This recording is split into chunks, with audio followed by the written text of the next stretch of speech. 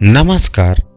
चलिए सुनते हैं मुंशी प्रेमचंद जी की लिखी कहानी ठाकुर का कुआं। जोकू ने लोटा मुंह से लगाया तो पानी में सख्त बदबू आई। गंगी से बोला, ये कैसा पानी है, मारे बास के पिया नहीं जाता, गला सूखा जा रहा है और तू सड़ा हुआ पानी पिलाए देती है। गंगी प्रतिदिन सांप को पानी भर लिया करती थी। कुआं दूर था, बार बार जाना मुश्किल था। कल वो पानी लाई तो उसमें बू बिल्कुल ना थी। आज पानी में बदबू कैसी। लोटा नाक से लगाया तो सचमुच बदबू थी। जरूर कोई जानवर कुएं में गिरकर मर गया होगा, मगर दूसरा पानी आवे कहां से। ठाकुर के कुएं पर कौन चढ़ने देगा। दूर से लोग डांट भगाएंगे। साहू का कुआं गांव के उस सिरे पर है, परंतु वहां भी कौन पानी भरने देगा। चौथा कुआं गांव में नहीं। जोकू कई दिन से बीमार है। कुछ देर तक तो प्यास रोके चुप पड़ा रहा, फिर बोला, अब तो मारे प्यास के रहा नहीं जाता, ला थोड़ा पानी नाक बंद करके पी लूं। गंगी ने पानी ना दिया। खराब पानी पीने से बीमारी बढ़ जाएगी, इतना जानती थी, परंतु यह ना जानती थी कि पानी को उबाल देने से उसकी खराबी जाती रहती है। बोली, ये पानी कैसे पियोगे, ना जाने कौन जानवर मरा है। कुएं से मैं दूसरा पानी लाए देती हूं। जोकू ने आश्चर्य से उसकी ओर देखा। दूसरा पानी कहां से लाएगी। ठाकुर और साहू के दो कुएं तो हैं, क्या एक लोटा पानी ना भरने देंगे। हाथ पांव तुड़वा आएगी और कुछ ना होगा, बैठ चुपके से। ब्राह्मण देवता आशीर्वाद देंगे, ठाकुर लाठी मारेंगे, साहू जी 1 के 5 लेंगे। गरीबों का दर्द कौन समझता है।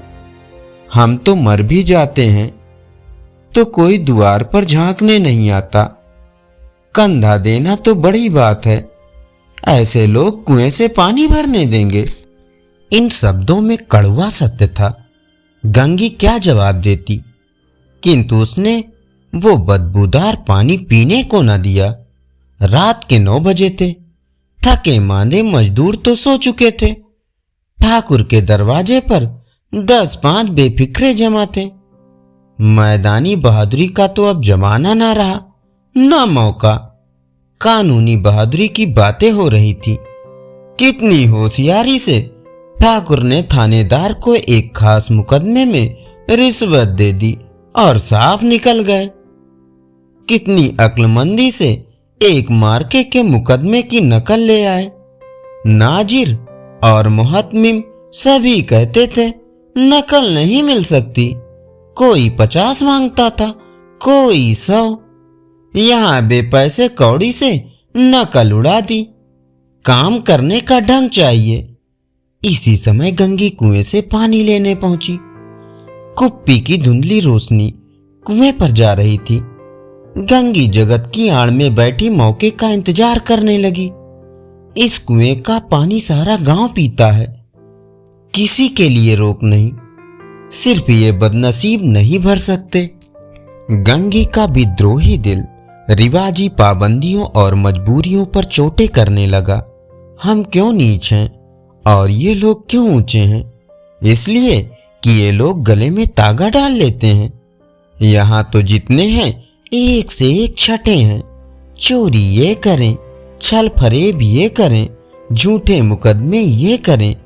अभी इस ठाकुर ने तो उस दिन बेचारे गडरिये की एक भेड़ चुरा ली थी और बाद में मार कर खा गया। इन्हीं पंडित जी के घर में तो 12 मास जुआ होता है। यही साहू जी तो घी में तेल मिलाकर बेचते हैं। काम करा लेते हैं, मजदूरी देते नानी मरती है। किस बात में है हमसे ऊंचे। हाँ, मुंह में हमसे ऊंचे हैं। हम गली गली चिल्लाते नहीं कि हम ऊंचे हैं, हम ऊंचे हैं। कभी गांव में आ जाती हूं तो रसभरी आंखों से देखने लगते हैं, जैसे छाती पर सांप लौटने लगता है। परंतु घमंड ये कि हम ऊंचे हैं। कुएं पर किसी के आने की आहट हुई। गंगी की छाती धक धक करने लगी। कहीं देख ले तो गजब हो जाए। उसने घड़ा और रस्सी उठा लिया और झुककर चलती हुई एक वृक्ष के अंधेरे साए में जा खड़ी हुई। कब इन लोगों को दया आती है किसी पर। बेचारे महंगू को इतना मारा कि महीनों लहू थूकता रहा, इसलिए कि उसने बेगार ना की थी। उस पर ये लोग ऊंचे बनते हैं। कुएं पर दो स्त्रियां पानी भरने आई थीं। इनमें आपस में बातें हो रही थी।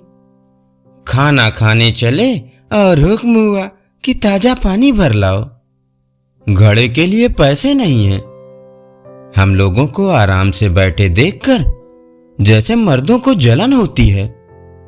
हाँ, ये तो नहीं हुआ कि कसलिया उठाकर भर लाते।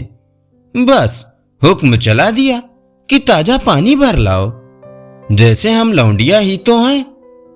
लौंडिया नहीं तो और क्या हो तुम? रोटी कपड़ा नहीं पाती, 10-5 रुपए छीन झपट कर ले ही लेती हो। और लौंडिया कैसी होती हैं? मत लजवाओ दीदी, छिन भर आराम करने को जी तरस कर रह जाता है। बस काम करते जाओ करते जाओ। यदि इतना काम दूसरे के घर कर देती तो इससे कहीं अच्छा आराम से रहती। ऊपर से वो एहसान भी मानता। यहाँ काम करते करते मर जाओ, पर किसी का मुंह ही नहीं सीधा होता। दोनों पानी भरकर चली गई तो गंगी वृक्ष की छाया से निकली और कुएं के जगत के पास आई। बेफिक्रे भी चले गए थे। ठाकुर भी दरवाजा बंद कर अंदर आंगन में सोने जा रहे थे। गंगी ने क्षणिक भर सुख की सांस ली। किसी तरह मैदान तो साफ हुआ। अमृत चुरा लाने के लिए जो राजकुमार किसी जमाने में गया था, वो भी शायद इतनी सावधानी के साथ और सूझबूझकर ना गया होगा। गंगी दबे पांव कुएं की जगत पर चढ़ी। विजय का ऐसा अनुभव उसे पहले कभी ना हुआ था। उसने रस्सी का फंदा घड़े में डाला, दाएं बाएं चौकन्नी दृष्टि से देखा, जैसे कोई सिपाही रात को शत्रु के किले में सुराग कर रहा हो। अगर इस समय वो पकड़ ली गई तो फिर उसके लिए माफी या रियायत की रत्ती भर उम्मीद नहीं।